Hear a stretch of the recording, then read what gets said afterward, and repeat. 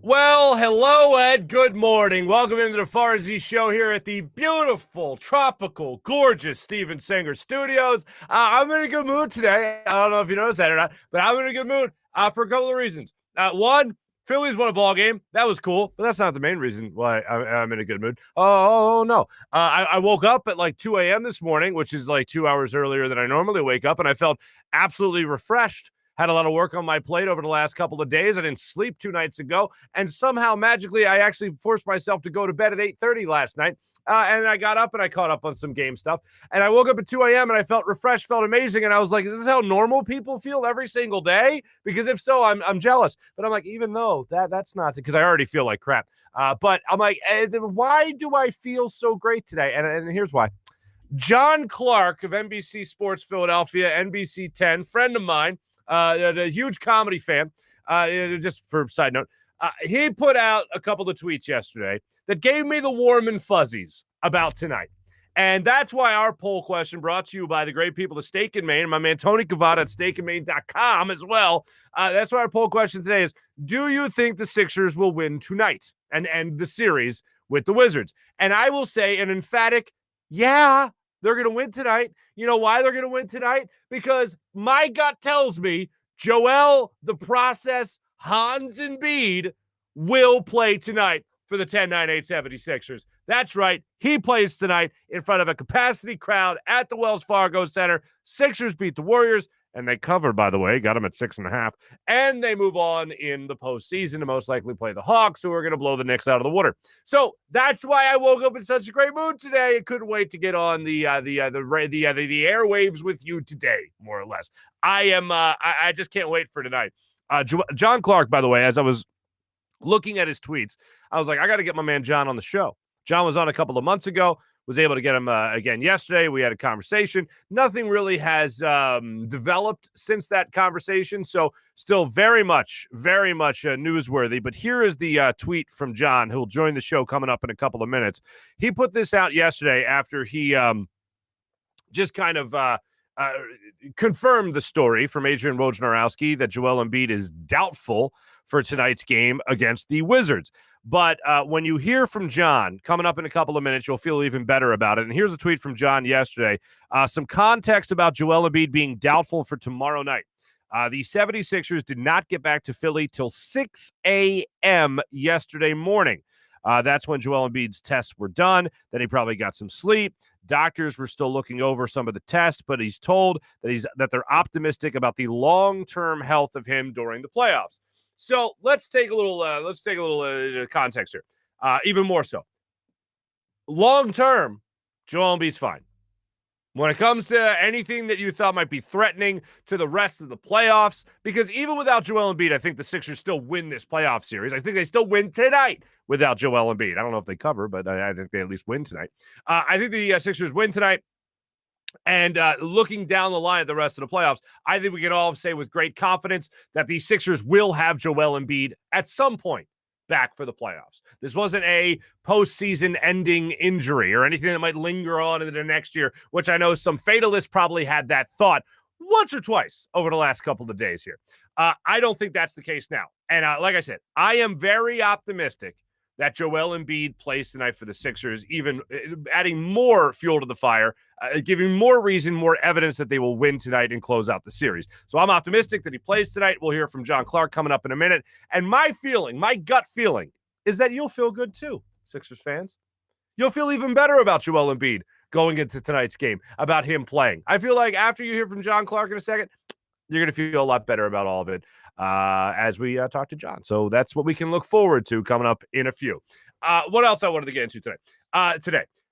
I'm still just amazed by the reaction that I got from people yesterday about my take on Ben Simmons and Doc Rivers. And people were like coming at me, and a couple of people tweeted me after the show, after I was ranting and raving about it yesterday, about, well, what do you want Doc to do? Throw him under the bus? And I'm like, I think there's a pretty huge gap between throwing a player under the proverbial bus and just acknowledging what we all saw. and going out of your way, by the way, going out of your way to praise a player for a fault. And this is something John also chimes in on. He highlights Brett Brown, and I'll let him explain this in a second, but he highlights Brett Brown and how he handled Ben Simmons in press conferences. And it's almost so polar opposite that it's intentional. You could pick up on the how intentional it is from this Sixers coaching staff, from Doc Rivers to Brett Brown, in terms of how they're handling the Ben Simmons fault, Ben Simmons imperfection in his game during post-game press conferences. It's an interesting take from John, and I think he explains it well. But I still can't believe that I can say something along the lines of, man, a player should make a foul shot. And people are like, blah, blah, blah, blah, how dare you? Like, that's not what I'm saying. I don't even think it's a take as much as it is a statement of fact. But the way Doc Rivers handled the whole situation is still just amazing to me, because I can't remember too many press conferences where I went in listening to it, and it's a coach that I respect. It's not like I don't want Doc Rivers to be coaching the Sixers or I think he's some idiot or anything like that. It was just that his stance on it was so surprising to me. It was so the other way. It wasn't just, but Ben knows he's got to take care of free throws. Like, if he says that in the press conference, we're not even talking about it for a second day. But we'll get John's take on that as well coming up in a minute. But I am just over the moon excited about tonight's Sixers game, where once again I think they wrap things up. Something else. Yesterday was June 1st. Today is June 2nd. Means now we are in this holding pattern in a kind of different, in a little bit of a different way when it comes to Zach Ertz. Because we had talked about the possibility of trading him. We have talked about the possibility of cutting him. Well, now, since it's June 2nd, after June 1st, we are in this holding pattern where it becomes a lot easier for the Eagles to cut and or trade Zach Ertz. I have said it before, they don't cut Zach Ertz. Zach Ertz does not get cut. I don't see that happening even a little bit for the Philadelphia Eagles. What I do see happening is them trading Zach Ertz for something that will make you and me both look at it and go, that's all they got? Maybe they'll get a fourth round pick. Probably not.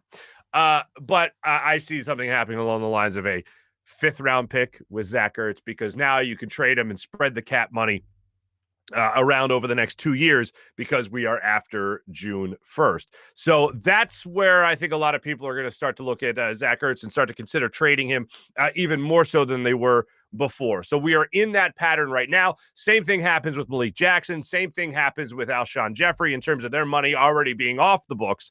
They can spread it over to the next 2 years because they have the post-June 1st exemption. So we are in a much different world right now with the Philadelphia Eagles, especially with the cap number being moved up more so than people originally anticipated it to. So when you talk about that cap space right now with the Eagles and possibly eyeing a trade with Julio Jones, sure, it becomes a little easier, but still highly unlikely. Oh, and by the way, I didn't even mention this yesterday, and my apologies for that. I know most people thought it was Monday anyway because they were back to work on a Tuesday as opposed to having off on Monday for Memorial Day. We did not do a Hughes Day yesterday for the first time in the history of this program, but we will do a Thursday Hughes Day. Does that make? No? Okay. But Hugh Douglas will join us. Actually, I believe it'll be for Friday morning show, which will be great going into the weekend, considering it looks like the Sixers once again will be playing the Hawks, and Hugh Lamont Douglas III comes to us from Atlanta. So it all makes sense. It's one big happy accident, as we like to say. But that's what I wanted to give you as far as the football world went, and we'll try to get an update with you as well with Julio Jones, because it doesn't look like he'll be going back to the Falcons, and we'll see who exactly is kicking the tires the hardest on the Julio Jones story in Atlanta. Again, because we are past June 1st. The Philadelphia Phillies, ladies and gentlemen, you're not going to believe this. Not only did they win a game, but they won a game that Aaron Nola started, and they scored 17 runs in that game, and they tied a franchise record with 7 home runs in that ball game. Andrew McCutchen, 2 home runs. Dubo Herrera, 2 home runs. Rhys Hoskins went to Apo with another home run. His 12th of the year, I believe it was. Ronald Torres, who I am just a big fan of, he hit a home run as well. He actually got the thing started going for the Phillies. And then you also had a grand slam home run by Matt Joyce. My, oh my, wake the neighbors, get the kids. That was an extravaganza you didn't want to miss yesterday. It was a wild ball game for the Phils. And Aaron Nola also got his 1,000th strikeout. He's the fastest Philly ever to that number. So good for Aaron Nola. It's interesting after all the struggles that we've watched the Phillies go through and will continue to go through because I just don't think they're that good a baseball team, unfortunately. But hopefully the season turns around at some point. Maybe this is it. Who knows? But it's interesting, especially after the way they've been playing. They've lost, 10 to 12, right? They just lost 3 in a row. And they go into Cincinnati. They lose the first game of that series. Vince Velasquez gets hit around for the first time in quite some time. And they go out yesterday, and then Alec Boehm gets an RBI single, runner on third. He delivers with the runner in scoring position. And Alec Boehm comes out after the game and talks about how after what was the 6th inning, everyone could just kind of sit back, relax, and enjoy that it was going to be one of those games where they just knew they could do no wrong from that point on, and they were going to be able to handle business, control the game, and put up runs and all that. And it got me thinking about Larry Bowa. And Larry Bowa, I remember back in 2001, when the Phillies were actually in the hunt to win the division for the first time since '93. They were in the hunt to do some great things. They ended up losing by 2.5 games to the Braves. But I remember Larry Bowa going throughout that season, and there was a couple of games where they were just down to the wire, tight games, and they couldn't get over the hump. And every once in a while, they would have a 10-run win. And Bowa would just say, yeah, we needed a laugher. And that's what I always think of when I think of games like this. When the Phillies are struggling, and I think about this in baseball more than anything because, again, I attach it to Larry Bowa. But when the Phillies are struggling, they needed a laugher. And this was a game that was absolutely, no question, a laugher. 7 home runs, 17 runs scored overall. You had a grand slam for Matt Joyce off the bench. Yeah, that game was a laugher. Jankowski even got into this game. This game was a laugher. And if there are turning points in the season, if this season was going to have a turning point, you might look back on a 17-run ball game and think that was a turning point. So we'll cross our fingers for that. But as of right now, we're going to do what Alec Boehm did after the game yesterday, which was just sit back and enjoy it and smile and enjoy the laugher that they had it yesterday. And hopefully we don't have too many sarcastic laughs surrounding the Phillies in the not-too-distant future. So we'll just hope and cross our fingers for that. Before we get to John Clark, I do want to mention our good friends at Steven Singer and Steven Singer Jewelers, the other corner of 8th and Walnut, right in Philadelphia. Steven Singer Jewelers is where I go for all my personal jewelry purchases. It's also where I send my family and my friends. And I know for whatever reason, maybe, I don't know, falling in love during the pandemic, people have said, let's pop the question. A lot more people hit me up right now to go to Steven Singer Jewelers. And I'll tell you what, the competition must really hate this guy because he makes buying a diamond, the experience of buying a diamond, better and better each time. He makes it fun. Steven is the very first to offer each and every customer the perfect price. That's right. Ever wonder why some other jewelers will mark up prices? So you go in there, you feel like you have to negotiate. Steven says, you know what? Let's just skip all that. Forget it. I'm going to send you a perfect price every single time. All day, every day, guaranteed the perfect price. You don't have to worry about haggling or negotiating or anything like that. Most jewelers just mark up merchandise to mark it down to make you feel like you're getting some kind of deal. Every day at Steven Singer, you're getting that deal. You're getting taken care of. Do you want the most important purchase of your life? Maybe a diamond, for instance, a diamond engagement ring. Do you want that to be based on your negotiating skills? Well, not at Steven Singer Jewelers, because Steven Singer's guaranteeing you the perfect price all day, every day. He makes the experience of buying a diamond so easy, so fun, and takes all the pressure off. Check out Steven Singer Jewelers, the other corner of 8th and Walnut, right in Philadelphia, or online at IHateStevenSinger.com. Steven Singer Jewelers, one place, one price, IHateStevenSinger.com. Coming up in a minute, we're doing our social media check-in. We'll also give you our morning rush where we will focus a lot on the NBA playoffs. And there is one analogy, and I do hate crossing sports, but man, this analogy comes to mind about one of the most popular memes that's out there right now, at least 2 weeks ago. One of those popular memes and how it relates to the NBA playoffs last night. We'll get to that in just a second, but I want you to feel like I feel right now, which is great about the future of Joel Embiid and this 76ers squad. So without further ado, let's talk to the man that has all the information, and that's our friend John Clark from NBC Sports Philadelphia.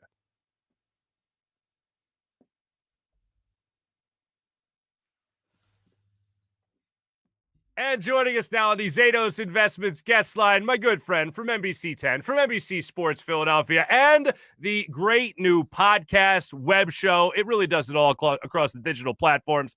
Take Off with John Clark, the one, the only, Mr. John Clark. What's going on there, John? Marc, it's so good to see you, my friend. And concerts are coming back, so we're going to be back out there seeing some live music. Oh, some live music, some live comedy shows. I know last time we talked, you saw Jim Gaffigan do his little drive-in comedic stuff. It was great, right? Amazing. And I just saw Ari Spears. Did you? See, you just get it done, my friend. You just get it done. How was that? It was great. It was at Helium. I love the live comedy, live music, and now live sports, 100% capacity for the Sixers. So I think this is great. We're all bonding once again in person over things that we love. No doubt, my friend. Speaking of capacity at the Wells Fargo Center, and when we air this interview, it'll be tonight's game for the 76ers, Game 5 against the Washington Wizards. Fans will be there in full capacity, but one guy might be there, might not be. Doubtful, at least, that he'll play. You, of course, crack the code as you so normally do here, breaking stories in the city of Philadelphia. What have you heard about Joel Embiid and the possibility of him playing in Game 5? Well, first of all, like the NBA, probably because of gambling, they need to have official injury reports put out, official designations for all the players. So, to be honest, I was told that the Sixers plane broke down on Monday night, and so they had trouble getting out of Washington, and they had to take a bus through the middle of the night. They got back to Philly at 6 a.m., so the number one thing they want to do is sleep, but they had to get an MRI testing done for Joel Embiid's right knee. So they got that done, but then Joel wants to sleep, so they really can't have a lot of extra time with him. And that's completely natural. It's kind of a crazy day. But that leads me to this, that the Sixers really just put out the designation doubtful because they had to. So look, Joel Embiid may not play. And I'll be honest, I mean, if the Sixers were down 3-1 or it's 2-2, maybe Joel Embiid does play. But I think the thing that's key here is on the official injury report, it says doubtful right knee soreness. And then you see the injuries to Seth Curry and then George Hill. I think it's contusion and sprain. You don't see that on Joel Embiid's injury report, soreness. So I think that's a very good sign. And I'm told that the Sixers are pretty optimistic that he does not have a serious knee injury. And they're pretty optimistic, or they're really optimistic, that his long-term health for the playoffs is going to be good. So the testing's still being done. But as of when we're taping this, I think things are going in the right direction. Now, Joel may not play the rest of this series, which will end tonight. So get ready for the next series, possibly.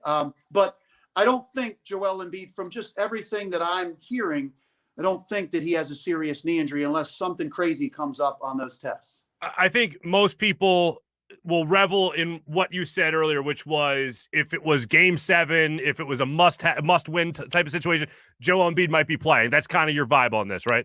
Well, look, I mean, in the series in Washington, when you're up 3-0, and let's face it, they can afford to lose that game, come home and finish it off in Game 5. They do not want to go back to Washington in any way. First of all, that's where Joel has had his 2 injury scares this year. And then their plane broke down trying to get out of Washington. So they don't want to go back there. They want to finish it off in Game 5. So I think, yeah, if that was Sixers are down 2-1 or something like that, maybe Joel comes back in that game. Maybe Joel forces his way back in that game. But I think there is an understanding that you want to be extremely cautious with the crown jewel, as Brett Brown used to call him. So I think they're being very cautious in managing this situation. They don't want to further injure Joel Embiid, and they want to make sure he's good to go for the next round. Yeah, and I got to tell you this, John. I when I saw that the plane had broken down, they had to take a bus back. I was like, damn it. If it was a plane, John Clark probably would have been right there next to Joel Embiid and actually probably would have diagnosed the knee for him. Yeah, I don't do buses, so I'm not that good. But if they were coming in at the airport, you don't want me touching anybody's knees, by the way, because I have serious problems staying healthy playing tennis and golf, which are non-contact sports. But anyway, look, I think it's overall a very good thing about Joel Embiid, and that they're optimistic that he's going to be okay. Doesn't mean he's going to play Game 5. Hopefully, he'll be ready for the second round. if and when that takes place. Right. It's Johnny Airports. It ain't Johnny Greyhound. You know what I'm saying? Yeah. John, I have to ask this because you have obviously been covering sports in the city for a long time after graduating from the great university that is Temple University. And you have been to a lot of press conferences. I will say this. The Doc Rivers post-game press conference after Game 4 was very odd to me, simply because, not because I was expecting him to say, oh man, Ben Simmons really sucks at foul shooting. Am I right? I wasn't expecting that. I was just expecting an acknowledgement, but it was so far the other way of not only did he not acknowledge the problem, he made it seem like it wasn't a problem. Oh yeah, I'm okay because we split. We got 1 point per possession down the other end. But I have never seen a coach go that far out of his way to say that a glaringly obvious fault of a person's game was not at all a problem. Yeah, and it's interesting. I agree. I would have liked to have heard Doc Rivers say, Ben has to be better at shooting free throws. Because first half of the season, I think he was like career high area, like 64, 65%. And now he's been closer to like 54% for the second half of the season. And in the playoffs, you can't be shooting 20, 25% from the free throw line. Second worst ever right now in NBA history from the free throw line in the playoff series. That can't happen. Ben does need to do better from the free throw line. And I would like to have heard Doc say, yes, Ben has to get better at that. But I think from the get-go, Doc Rivers and Daryl Morey, when they came in here, I think they saw what happened with Brett Brown. Brett Brown publicly said, I want Ben Simmons to shoot 1-3 a game. I don't care who hears it, Ben, his agent, his father, everybody, that's what I want. And it didn't happen. Ben has not done it. Remember Elton Brand. Elton Brand going into last year says, Ben is going to shoot more. He's going to have a jump shot. He's going to shoot more. It hasn't happened. So I think Doc Rivers and Daryl Morey said, okay, we're not going to bring that up. We're going to go with whatever Ben is good at. We're going to accentuate those things and not bring up a negative. Now, I'm not going to fault them for doing that because their whole objective is to try to get the very best out of Ben Simmons. And look, Ben Simmons is a darn good player, but this is one of the strangest things I've seen because one of the keys to basketball is shooting. And Ben, for whatever reason, just doesn't want to do it. In pregame warm-ups, he looks pretty good. The form is pretty good. He makes a lot of shots pregame, but he just doesn't want to do it in the game. As I said, I can't fault Doc Rivers for his thinking here to keep positivity in Ben Simmons' mind so it doesn't affect him in other areas. That's the tactic they've taken. But I would like to hear Doc Rivers say, Ben needs to improve his free throw shooting. Like if he just says in the postgame press, well, everyone knows he's got to make them and, he's working hard on it. If that was it, I'd be like, okay, I get it. But again, it was just that he went so far the other direction there. When the other thing that he said was the 40-point scorer type of thing. Like he said, you got to be like, if people expect him to be some 40-point scorer and he's not going to be that. I really don't know anyone, John, and I know you're out there amongst the people as well. I don't know too many people that are expecting that type of offensive output from Ben Simmons on the reg. So do you think that was something that maybe Doc is just a little too focused on, or do you think that's something that is still very much alive and well in the fan base? Yeah, and look, we've seen a couple times. Joel Embiid was out for the game at Utah, and I think Ben Simmons put up a career-high 40-plus in that game. You see certain games where Ben comes out really, really aggressive, and he can go downhill and take it to the rack, and he can score like that. But I agree, maybe 40 points isn't what should be said. Maybe 30 points is what should be said. But, yeah, I mean, look, for whatever reason, Ben does not feel comfortable or confident enough or has a mental block shooting in games. And I got to tell you, I'm okay with the way the Sixers have gone about this year. And Ben has been fantastic in everything that he does. When Joel's not in the game or somebody else isn't scoring, I do think Sixers fans feel because he's making that max contract, that amount of money, that he should be able to, on an off night for other guys, put up 30. Not do it every night, but if they need him, he should be able to do that. And once in a while, Ben does. But everywhere I go, Mark, whether it's the gym, I went to breakfast the other day. After that great game Saturday night, I'm at breakfast, and the waiter says, yeah, great game by the Sixers. I said, yeah, it was fantastic. I mean, what a game. And he goes, yeah, but, Ben still needs to shoot. Like, serious, like people do say that at the gym and other places. Like that's the average person saying they want to see Ben Simmons shoot the ball. So that is definitely a thing. It has become a big thing. And Mark, I'm a little scared because you don't want missed free throws to be the reason why you lose a series to the Bucks or the Nets. And Charles Barkley said, Ben missing free throws like this, the Sixers are not going to be able to win an NBA championship. And I do kind of have that in the back of my mind that that's an Achilles heel. Certainly. And Charles Barkley said that after the Game 4 loss on TNT, that the Sixers just aren't going to reach their full potential if this is the Ben Simmons that we're going to be getting for the vast majority of his time here in Philadelphia. On a more positive note, John, I want to make sure I ask you this question. All right, then we're not in Phillies then, right? Okay. No. Oh, God, no. Oh, how dare you even met? No.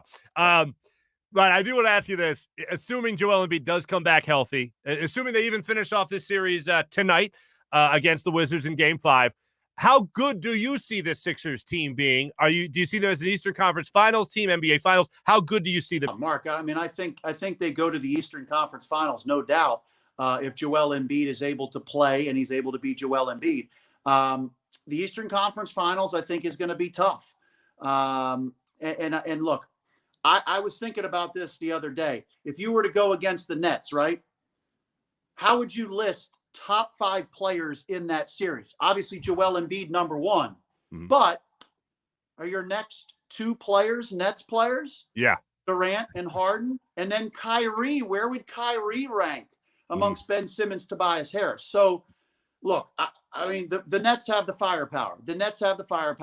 I was extremely pleased with the offensive output by the Sixers in the first 3 games of this series against the Wizards.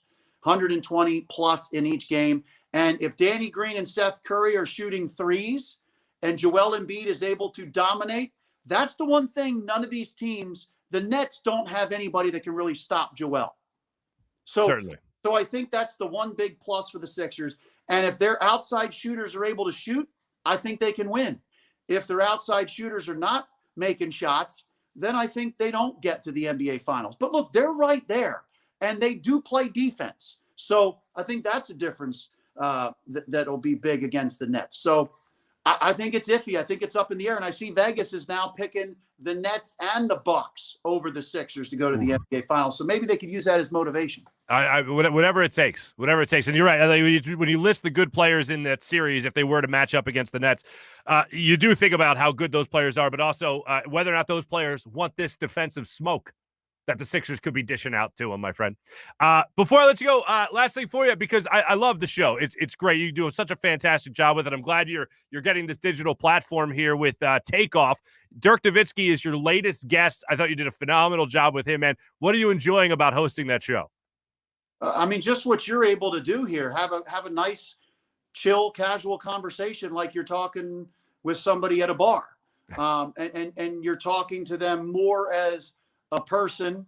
And, look, you want your guests to be comfortable so you get good information, good stories. It's not an interrogation. It's not a press conference. And I really like that. And being able to have some fun with the guest. So like the format you have, Joe Rogan, Howard Stern, where you could kind of find out the it and the why of people. So I'm really enjoying Dirk Nowitzki. I have only seen a couple of interviews. You obviously did a great job with him. He seems like a real fun-loving guy. When you see him in any type of format, you certainly brought that out. What was something that surprised you about your conversation with Dirk Nowitzki? Well, that I got him to say he trusts the process. That was good. But just how much he really likes Joel Embiid. He really loves Joel Embiid, how much fun Joel has on the court, and then how much fun Joel has off the court and the type of person that Joel is. So I really love the fact that a guy like Dirk Nowitzki loves Joel Embiid and then really appreciates and feels honored that Joel has basically taken his one-legged fadeaway. So, right, exactly. Yeah, so I think that friendship that's formed, I think is really cool. Ladies and gentlemen, you can catch John Clark, obviously on NBC 10. You can catch him on NBC Sports Philadelphia, and you can also catch him wherever you get your podcasts, right? Are they all podcast platforms for for Takeoff? You know it, and YouTube, everywhere. I'm trying to follow you, man. Yeah, right. Ladies and gentlemen, you know him, you love him. His name is John Clark. John, thanks so much for coming on, man. Much appreciated. Thanks for having me on, Mark. Good to see you again. Good to see you. John Clark joining us on the Zatos Investments guest line. Dude, I got to give you so much. I'm just following your comments during that interview, and I appreciate all the comments. We'll get to that in just a second. My thanks once again to John Clark for jumping on with us yesterday, especially after he advanced the story, as it's called in the business, on Joel Embiid as to whether or not he'll be playing. More on Joel Embiid in just a minute, as there was a social media post that involved JoJo, and it might be the closest thing to an actual medical update in terms of seeing him with a medical professional, as opposed to just tweets being made about the gentleman. I do want to tell you about the Philadelphia Sports Nation. That's right, PHL Sports Nation. That's phlsportsnation.com, enhancing your Philadelphia sports fan experience. You can check out our friends over there at Philadelphia Sports Nation, a local Philadelphia sports site covering your favorite teams across blogs and social media. Also want to tell you about DraftKings, who I like to bet with. I won a nice little bet I'll get into a little bit later when it comes to big bets, but I won a bet last night on DraftKings. Sign up for DraftKings right now if you haven't already. Take out your phone, go to the website, and sign up for DraftKings right now. When you do so, use promo code Farzy. That's promo code Farzy, and we'll tell you how you can turn $1 into $100 in site credits with DraftKings when you use promo code Farzy. I love using DraftKings Sportsbook. It's easy to navigate first and foremost, and it has plenty of instructions for new bettors. Also, nearly limitless ways for you to get in on all the action. My friends and family have been loving DraftKings Sportsbook, and I know you will too. Listen to this great offer. DraftKings Sportsbook is putting your courtside knowledge to the test with a chance to turn $1 into $100 in site credits. That's right. Pick any basketball team that is still in contention. Pick a team in the playoffs. Bet $1 on them. If that team wins, you'll win $100 in site credits. Don't forget, DraftKings Sportsbook also offers a great deal on odds and promotions on baseball and hockey and so much more. DraftKings safe, secure, and reliable, so you can deposit and withdraw your funds at your convenience. I just withdrew a couple of funds recently, and that was a piece of cake. So DraftKings, safe, secure, and easy to use and navigate. Download the top-rated DraftKings Sportsbook app now and use promo code Farzy. That's promo code Farzy when you sign up to turn $1 into $100 in free site credits. Bet on the basketball team of your choice to simply win the next game. And if you win, you'll claim $100 in site credits. That's promo code Farzy for a limited time only at DraftKings Sportsbook. Must be 21 or older. Pennsylvania only. New customers only. Wager pays out in site credits. Restrictions apply in partnership with Meadows Racetrack and Casino. See DraftKings.com/sportsbook for more information. Gambling problem? Call 1-800-GAMBLER. I know you guys like to say this all the time in the comments, but yeah, let's all go to Steak and Maine and just party. Let's have ourselves a good time. My man Tony Cavada was talking to him yesterday, and he's got so much going on right now at Steak and Maine in the heart of Northeast Maryland. If you want to enjoy some fine dining, whether you like a more upscale steakhouse or a casual bar and patio, you can enjoy the highest quality of prime meats, fresh seafood, and world-class oyster bar and freshly prepared sushi. All that with an extensive wine list, including their own Cavada Cellars wines. Open every day for lunch, dinner, or Sunday brunch. Steak and Maine in Northeast Maryland, voted #1 place for steaks in America by the Travel Channel and the Cooking Channel. Check it out for yourself at steakandmaine.com. I also want to tell you about another great app you can have a lot of fun with when it comes to challenging your friends to their sports knowledge. That is FanUp. My man Dan Schwartz hits me up for a couple of challenges here and there. Dan, I appreciate you. Everyone else can get involved with this. If you go to the App Store, download the FanUp app and use promo code FanUp. That's promo code FanUp, and you can see what they're all about. 2,000 bonus points just for signing up with FanUp. You could squad up with your friends. You can create challenges. You can get involved in their fun daily and weekly contest, answer fun questions, and rise on the leaderboard. As a matter of fact, we're going to be having the people from FanUp on the show probably next week, and they can give you a little bit more information on it as well, and also let you know how you can have some fun with FanUp, because the days of playing fantasy sports alone are over. FanUp's the only place you can win brand prizes as well. You always hear me talking about the pair of Jordans, the Peloton bike, the mirror they gave away. They also, that's the mirror you work out in front of that has a personal trainer, like hologram thing. I don't know how it works. I don't really work out anyway, but you know what I'm saying. So FanUp, make sure you download the FanUp app in the App Store. Use promo code FanUp for 2,000 bonus points right out of the gate. That's FanUp. May the best fan win. Ladies and gentlemen, the comments are just off the charts today. as we jump into our social media check-in, brought to you by Steak and Maine and steakandmaine.com. Thomas, I see you first for whatever reason right out of the gate. My allergies are good today. I feel strong. I took the 24-hour thing, and I'm feeling pretty good right now. I appreciate you asking. And I hope everybody else's allergies are okay at this time of year. I do want to get to our poll question today that is, again, brought to you by Steak and Maine and steakandmaine.com about the level of confidence you find people have when it comes to the 76ers tonight taking on the Wizards in Game 5 action in South Philadelphia. And right now it looks like, oh, my goodness gracious, running away with it. 87% saying that they feel like the Sixers are going to finish off the Wizards tonight, and they're going to win this game. So I feel pretty good about that. I feel pretty good about that as well. I see a lot of people are just inviting themselves over to my house, which is fine. We could all get together. I'm down to party. I appreciate you guys, feeling that comfortable. Hey, babe, we got some friends coming over. Who? Commenters. Huh? Don't worry about it. Yeah, that'll be fine. You guys can meet Lil Toots. She loves company. She loves people. She talks to people outside the house all the time, just sits on the stoop, on the step, if you will, in a little Disney princess pajama nightgown thing. It looks like a muumuu. And I'm just like, I look at her, I'm just like, you're such a city kid. Like, for someone who grew up in the suburbs, my kid is a city kid through and through, man. Like, she hates grass, and she doesn't even really like sand. Like, if she stands on grass, she's like, what is this crap? Get me off of this. And then now with the house dress thing outside, I'm just waiting for her to like yell at the neighbor's kids or something like that. Anyway, I see a lot of people that are confident on this Sixers team tonight winning. Good comments on that as well. I see the Sealski jokes are still happening. I like when people that haven't been in the chat for a while jump back in the chat. They see the Sealski comments and they're like, "Well, what's going on here?" Mally's saying good morning as he does every day. Mally, right back at you, brother. Nice to talk to you as always. Rob's checking in saying good morning. What's going on there, Rob? Benny's checking in. Joel isn't seriously hurt. No Sealski.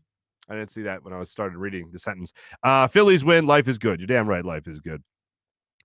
Sean's the one asking to be caught up on the Sealski situation. Craig is saying good morning, you nuts. Good morning back at you. No promo code at Steven Singer. Sorry, Mally. Like I said, it's just a perfect price every single day. Luigi he really wants a weather girl. Here's the thing. Back in the day, you would always have weather and an update, right? And now, because of the phone world that we live in, very rarely do you get updates. Very rarely do you get weather reports. Like, it's people look at their Apple Watch, people look at their phone, and there's the weather report. So, like, to do a weather report, I get that it's more of a TV show that I do here than a radio show, or right. But like, they're lovely to look at. I get what you're saying. And maybe in the not too distant future, maybe we'll have a live in studio guest. Now that we're getting closer and closer to saying, like, first off, when can we stop saying we're in a pandemic? When does that officially happen? When is it post-pandemic? Are we there yet? Because I know there's the masks and everything where, like, you're getting lifted and restrictions are getting lifted and all that stuff. But when can we be like, oh, remember when that pandemic happened? So when do we get to say that? Because that's really what I'm looking forward to. When we officially get out of the pandemic. Marc, get Embiid on the show. Working on it. I'd love to come on the show. Thanks. Hopefully we can get him on the show. There's the allergy comment. Thank you. Love you guys. You guys are Pete. Love you guys. You guys are ruthless, funny, but ruthless. All the commenters, you guys do a great job. Seriously, I am entertained by your thoughts. I'm not kidding you. Nick is saying, yeah, but if you have a hot weather girl, we'll tune in for the weather update. Thank you. Maybe we'll contract it out. Maybe we'll outsource a weather report with one of the fine establishments in Philadelphia, if you get what I'm saying. Danny's checking in. Underrated movie, The Weatherman by Nicolas Cage, with Nicolas Cage. Interesting. All right, I'll check that out later in life. So there you go. There was one more fine comment that I wanted to touch on a little bit here. Rob wants to know if John Clark is 27 or 47 because he would believe either. Yeah, John, like, I remember watching John I don't want to say growing up here, but at least when I was in like college, I remember John being on TV. And John and I both went to Temple. We graduated a couple of years apart. I don't know. He graduated before me. That's all I'll say. I don't know what year he graduated, but he graduated before me. And I've known John now for 15 years. As I have lost hair, gained weight, and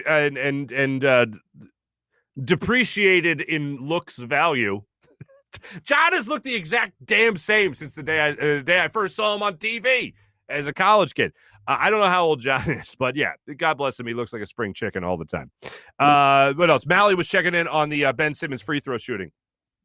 Here's the last thing I'll say about this before hopefully it does not become an issue tonight. But here's the last thing I'll say on it. With Ben Simmons and foul shooting, that is the most important thing for me. I do thoroughly believe Ben Simmons can be a close to, if not right at, 20 points per game scorer if he hits his foul shots. Because I believe he will gain, because here's what I don't believe. I don't believe that he'll shy away from that last step towards the basket and trying to finish strong or get the N1. I believe he'll shy away. He does shy away from that to kick it out to somebody for a corner three, which is the best shot you can get in modern day basketball. But sometimes if it's like Mike Scott out there, maybe avoid that. I'd rather have a point guard that is 6'10", 6'11", that can drive the rim hard, finish strong, get the N1, go to the line. Because that does a couple of different things. One, it also gives you a three-point play, obviously, but it also gets the other team in foul trouble. I'd rather draw that foul and put him to the line and hit that shot. And if he does that, he can become a 20 points per game type scorer because I think that'll help his game tremendously. And here's the other thing. In an event where you do lose Joel Embiid or you lose Tobias Harris or you lose Seth Curry, Danny Green, another scorer in the lineup, whatever it might be, Ben Simmons, guess what? Slide right in. Start taking advantage of your scoring capabilities. Let's see you do that because you know what? It's great to be a facilitator, but if the people you're facilitating for are starting to kind of go down in talent level when you lose a Joel Embiid, guess what? I want you to step away from that facilitator role and become a little bit more of that scorer. And I think all of that starts with hitting your free throw. And for anybody that just grew up playing basketball, right? You know if you have a good form on your foul shot, and you know if you have confidence in that foul shot, it could lead into other avenues of your game. It could lead into that mid-range game. It could lead into you maybe getting the ball at the top of the key, pump fake, and taking a step in and trying to hit a nice, easy jump shot at 15 feet, whatever it might be. Having that mid-range game could do wonders for him, but I think it all starts with the foul shot because the minute you also see your points per game start going up, you start to have more confidence as a player. And we all know that Ben Simmons can be a great facilitator. We know 15 assists. We know he can be a great rebounder. We know all that. We know he can be a great defender, and he is a great defender. But that other avenue of his game, I just want to see improve. And that's where I'll start to look around at other things with Philadelphia athletes that just never seemed to improve upon. The one that jumps out to me all the time is Donovan McNabb in the worm burner, right? Oh, he could never have that time. Donovan McNabb came into the league with the Eagles, struggled with the same things his rookie year as he did the last year he was here, 10 years later, 12 years later. He struggled throughout that entire process with the same thing, and it was that touch pass, just a little touch on some of those passes. Not everything had to be a rifle. The screen pass most of the time was there, but when it came to that little maybe 5 or 10-yard pass he had to make, it was rifled every single time, oftentimes into the ground. And you never really saw him improve upon that. Andre Iguodala here in Philadelphia, it wasn't until he went out there to Golden State that you really start to see him become a good three-point shooter. Here in Philly, not so great.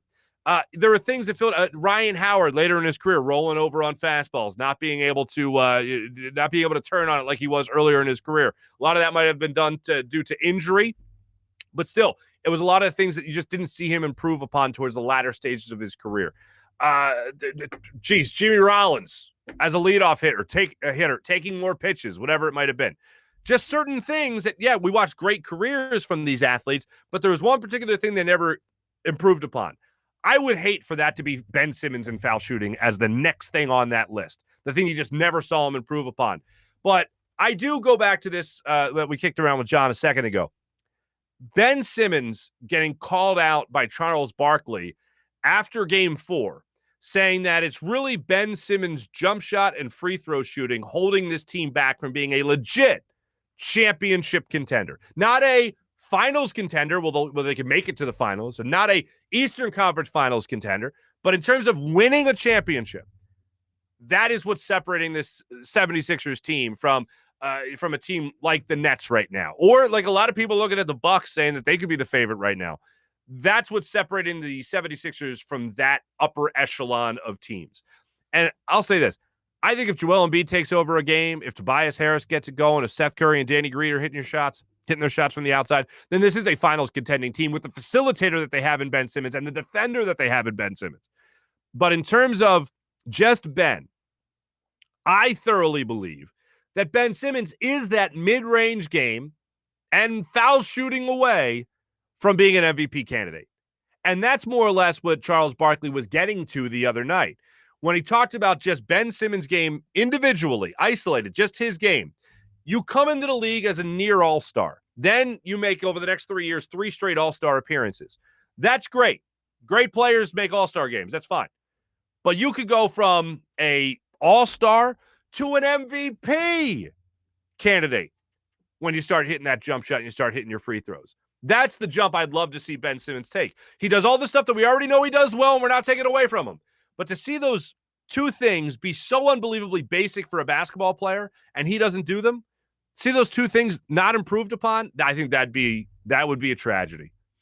One of my favorite movies of all time is Bronx Tale, right? You remember in the movie, Robert De Niro says to his son, Cologino, and he goes, nothing sadder in the world than wasted talent. Man, Ben Simmons is one talented-ass basketball player, man. But when it comes to those other two things that he needs to develop, mid-range game and foul shooting, man, that'd be a wasted opportunity for a guy that came into the league pretty close to already being an all-star and could take his game to such a higher level if he just improves upon those other two things. I'm not harping on him. I'm not ragging on him. It's just we have this, and it's so great, and we're looking at it, and we go, this could just be a little bit better.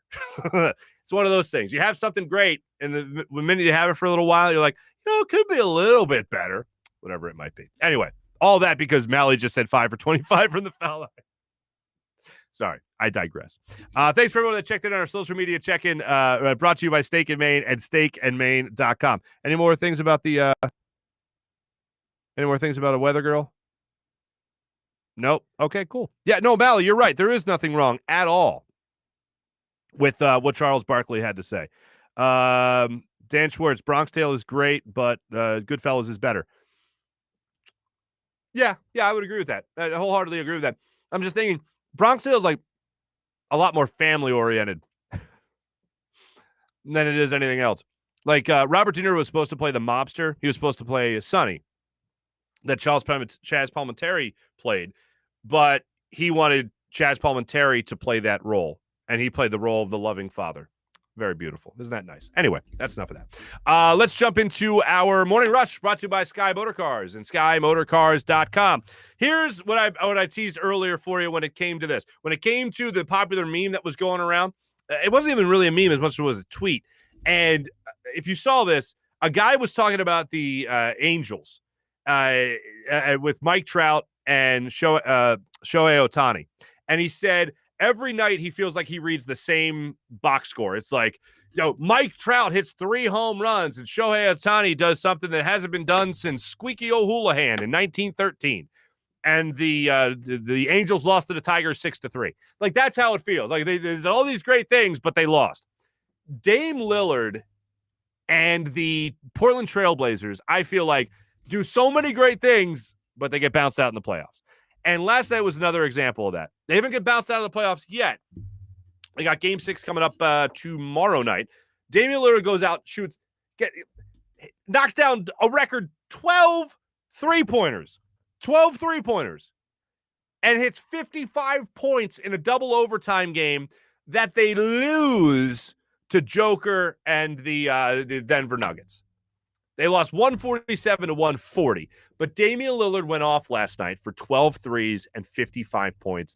And the tweets started flooding in from people just around the NBA, just how incredible Damian Lillard is and how incredible he was last night and really has been throughout this entire series. But they get bounced out. So, not bounced out. They lose last night So they're down in the series 3-2. The Nets, they finished off the Celtics, so let's all point and laugh at the Celtics. For a second there. I still wish it was the Sixers that was able to bounce them out of the playoffs, but we can't have it all. They go nuts. The big three goes nuts for the Nets throughout this series. Saw an incredible stat on that. The big three, and this isn't surprising by any means, but it's just something you don't really ever see.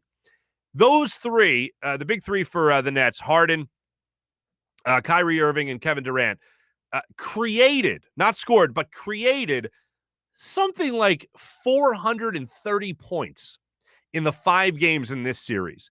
Meanwhile, of those like 530 points, whatever it was, 430 points, it was only 20 points fewer than the entire Celtics team through the 5 games in this series. That is just bonkers to me. So the Nets now go on to face the Bucks. I am really excited to watch that too. That might be the most excited I've been to watch a non-Philadelphia series in quite some time. I might have to go back to watching like the Lakers, the Kobe era Lakers, to see how they were going to be playing against the Sixers in the finals, to be that excited about a series that had nothing that did not directly involve Philadelphia. But I look forward to watching that series. Suns. Here's what the Suns did. The Suns took the Lakers last night and they put them over their knee and they spanked them. And it was wonderful. That was a beautiful sight to see. LeBron James obviously playing without Anthony Davis. He's got the groin injury. Lakers lose last night to the Suns by 30 points. Chris Paul, you might be seeing this, little shoulder injury again, re-aggravated from game 1. He's expected to play in game 6. Devin Booker went off, had struggled in 2 games. In the last 2 games, bounced back, 30-point performance, shot over 40% from the floor. Hadn't done that since game 2. So that was at least good to see for the Suns. They'll look to wrap up the series tomorrow night in Los Angeles as the series shifts back there. And there you go. Last thing on Morning Rush. We haven't gotten to this story yet, but it's back to the football world. Adam Kaplan reported back on May 7th. Adam Kaplan, Inside the Birds podcast, friend of the show, reported back on May 7th that the Chicago Bears were looking to trade Nick Foles, but nobody would take him. All right. Then on May 24th, it comes out. Well, put it this way. May 7th, that report comes out from Adam Kaplan. Middle of May. Do I have it in front of me? May 17th, I want to say it was. Carson Wentz gets, I'm sorry. Did I say? Yeah, May. Carson Wentz gets traded. On March 27th. Or March 17th. Carson Wentz gets traded. So I would assume that all the trade rumors in terms of going back to Philadelphia, that had everything to do with Carson Wentz getting traded. And then March 17th, then May 7th, the report comes out from Adam Kaplan. And then another report comes out saying on May 24th, so this is now a couple of weeks ago, that Nick Foles did not want to be traded to Philadelphia. Apparently, the Eagles did call the Bears trying to get a veteran quarterback. I don't know when Joe Flacco ended up getting signed. I can't think of it off the top of my head. But to think that the Eagles were kicking the tires on a veteran quarterback, and that veteran quarterback was Nick Foles, and Nick Foles said thanks, but no thanks. That's insane to me. I can't. I might go long here, but I'm gonna go long here on the show. That is not. I'm not running a pattern here. I just want to get for you this information. Joe Flacco, and when he became a Philadelphia Eagle, I would assume that they reached out about Nick Foles before Joe Flacco was signed here in Philadelphia. And Joe Flacco, no, he was already signed. So they would have, all right, so what, was he going to compete with Nick Foles? Or was Nick Foles going to compete with Joe Flacco for the backup quarterback spot? March 25th, Joe Flacco signed a 1-year deal with Philadelphia. So I assume that right around that time is when they were kicking the tires on Nick Foles. That's the only thing that makes sense. And Nick Foles apparently didn't want to come back to Philadelphia. Why wouldn't Nick Foles want to come back to Philadelphia? Is he just that happy in New York? He's had his most success. We all know that he's played his best football when he was with the Eagles. Did he not want to play for Nick Sirianni?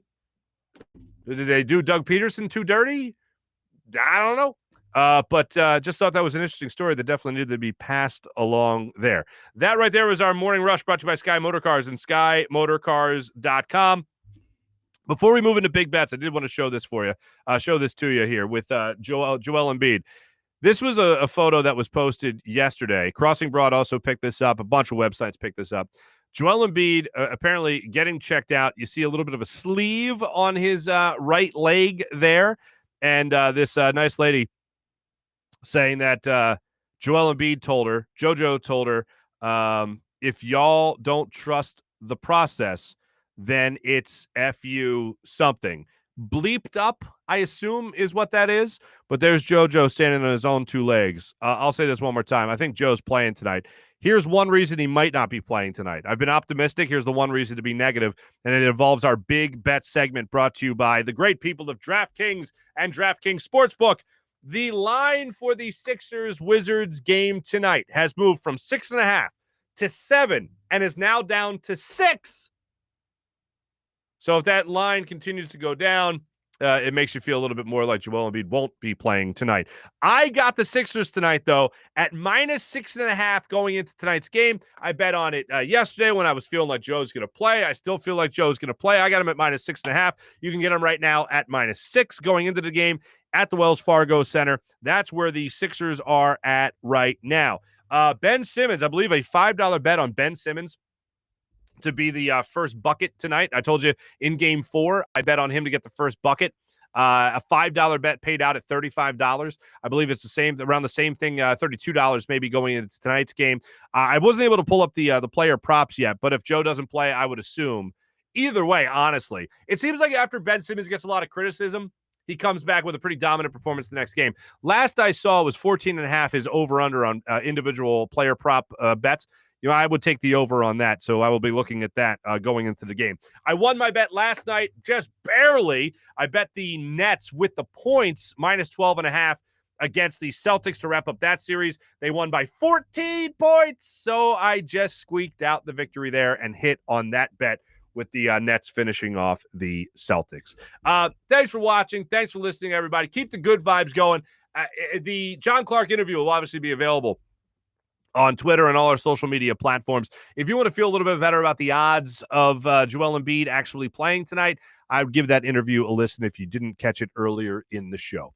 Jim Hyden produced the program. This is a Buzz Sports and Entertainment production.